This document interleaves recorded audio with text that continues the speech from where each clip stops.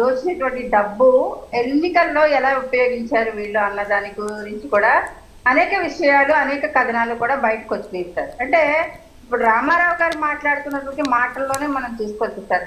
గతంలో ఎంఓలో పనిచేసినటువంటి ధనంజయ రెడ్డి గారు కావచ్చు, కృష్ణ మోహన్ రెడ్డి గారు కావచ్చు, వీళ్ళందరూ కూడా వీళ్ళ హస్తం ఉందని వీళ్ళు కూడా నిందితులుగా ఉన్నటువంటి పరిస్థితి ఈ సిటీ విచారణలో.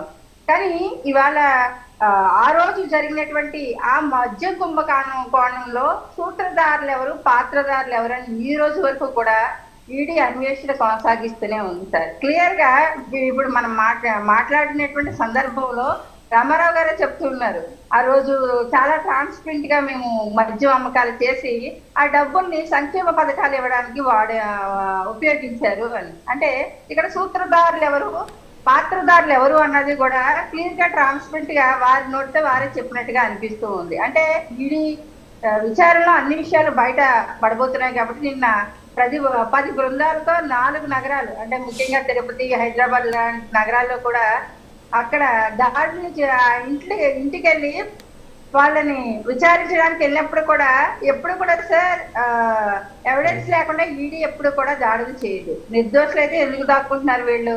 ఇళ్ళకి తాళాలు వేసుకోవడం ఇది నిజాయితీకి సాక్ష్యం అని చెప్పుకోవాలా సార్? అంటే విచారణకి ఈడీ వెళ్ళినప్పుడు వీళ్ళు నిజంగా అంత ట్రాన్స్పరెంట్ గా పనిచేసి ఉంటే కనుక ఆ ఇళ్ళకి తాళాలు వేసి పారిపోవాల్సినటువంటి అవసరం ఏముంది? ప్రజాక్షేత్రంలో నిజంగా వీళ్ళు నిజాయితీ పరులే, వీళ్ళేమీ అక్రమాలు చేయలేదు, మద్యం సిండికేట్ లో కానీ కుంభకోణంలో కానీ వీళ్ళకి ఎటువంటి ప్రమేయం లేదు అని అనుకోండి, అక్కడ ఈడీ విచారణని ట్రాన్స్పరెంట్ గా ఎదుర్కోవాల్సినటువంటి అవసరం ఉంది కదా. వీళ్ళు దొంగలుగా పారిపోయినప్పుడే ఇళ్ళకి తాళాలు వేసుకొని దొంగలే పారిపోతారు సార్. ఎక్కువ పట్టుకున్న తర్వాత కూడా బ్లాక్ మెయిల్ చేయడం ఇంకొకటి మనం చూస్తూ ఉంటాము.